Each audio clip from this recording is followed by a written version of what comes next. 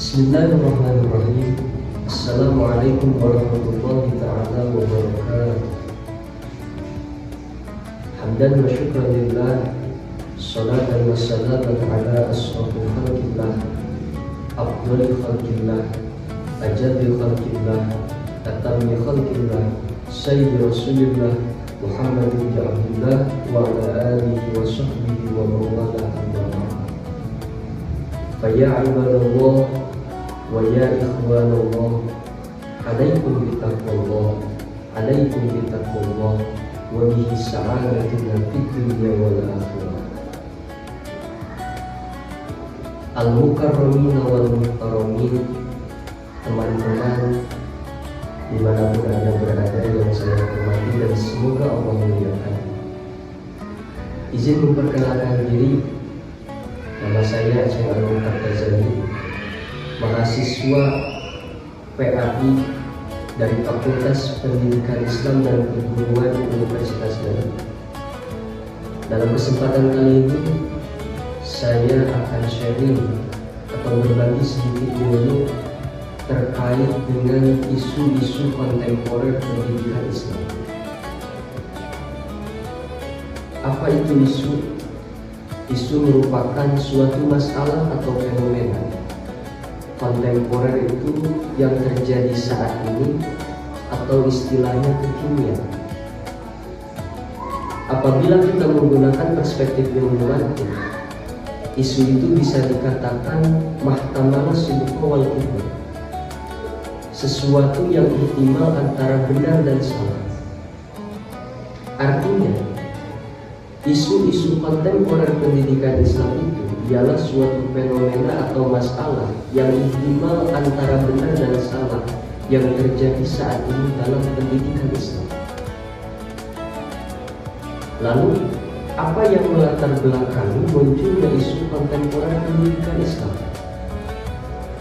Tentunya, yang pertama melatar belakangi isu kontemporer pendidikan Islam ialah perubahan zaman. Ada satu kaidah usul fikih mengatakan al-hukmu yadurru ma'a illatihi wujudan wa adam. Hukum itu berjalan sesuai dengan ilatnya, sesuai dengan alasannya, ada ataupun tidaknya. Seperti contoh, hukum arak itu haram. Mengapa haram? Karena memabukkan. Apabila memabukkannya itu haram, memabukkannya itu hilang, muskirnya itu hilang, maka berubah hukumnya menjadi halal. Seperti contoh, ketika arak tersebut berubah menjadi air cuka, maka hukum arak tersebut menjadi halal karena hukum muskirnya, hukum memabukkannya itu hilang. Begitulah dengan isu-isu kontemporer pendidikan Islam. Karena ada sebabnya, karena ada alasannya, karena ada ilatnya, maka isu kontemporer dalam pendidikan Islam itu ada. Kemudian yang kedua, alasan latar belakang munculnya isu kontemporer itu ialah globalisasi. Budaya lain masuk sehingga menyebabkan suatu perubahan yang signifikan dalam pendidikan Islam.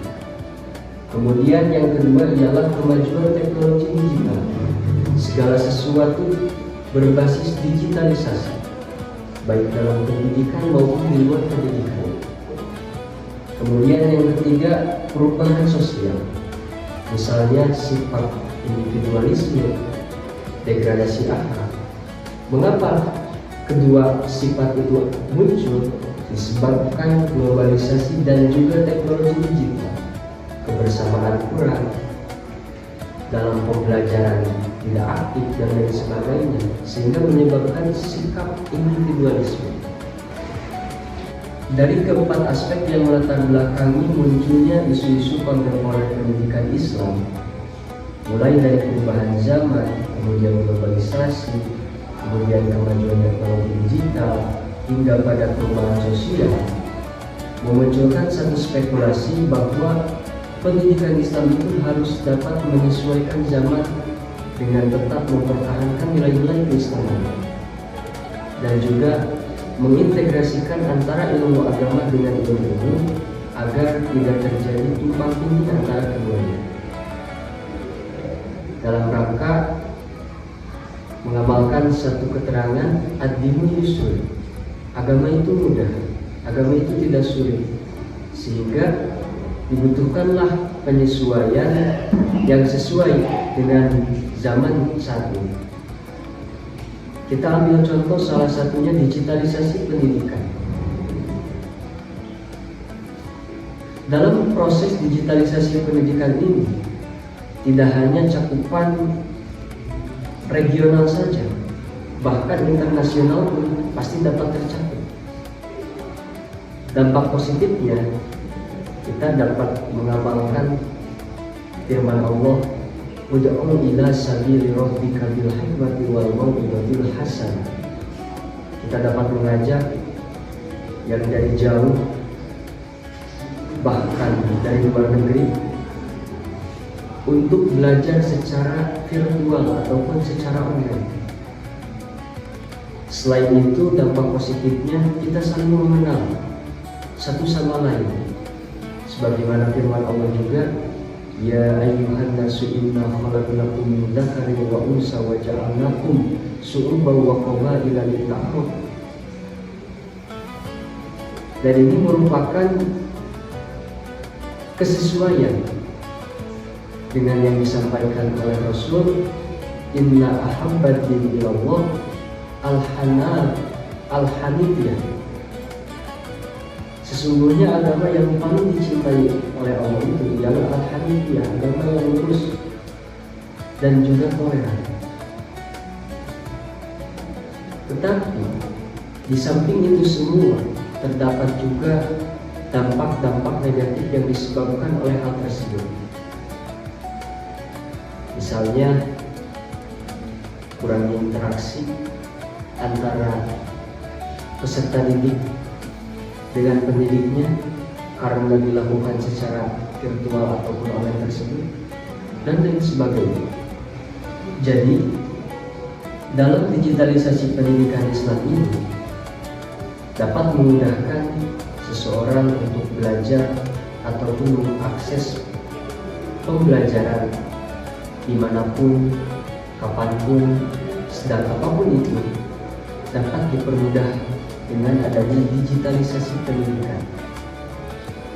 Dan juga sebagaimana yang tadi saya sampaikan, dengan adanya digitalisasi pendidikan ini, kita semua dapat mewujudkan Islam yang rahmatan lil alamin, dan juga kita dapat menunjukkan bahwa Islam itu ya'lu wa la yu'la alaih. Tidak ada kata Islam kuno, tidak ada kata Islam itu klasik, ketinggalan zaman, dan lain sebagainya. Intinya, dalam isu-isu kontemporer pendidikan Islam ini, isu itu muncul karena perubahan zaman, sehingga kita sebagai seorang calon pendidik harus mampu mengadaptasikan pendidikan Islam dengan perubahan zaman tersebut, dengan tetap mempertahankan nilai-nilai keislaman. Mungkin sekian apa yang dapat saya sampaikan. Kurang lebih yang mohon dimaafkan. Yang benar datangnya dari Allah, yang salah mutlak datangnya dari kebodohan saya. Wa kun akhi lil mubtadi musammihan wa kun li islahil fasadi nasihan wa aslihil fasada bi ta'ammuli wa in badihatan fala tubadil umur maqila wa la tanzur man qala wallahu muwaffiq ila aqwamit thoriq wal aqu minkum summa assalamu alaikum warahmatullahi wabarakatuh.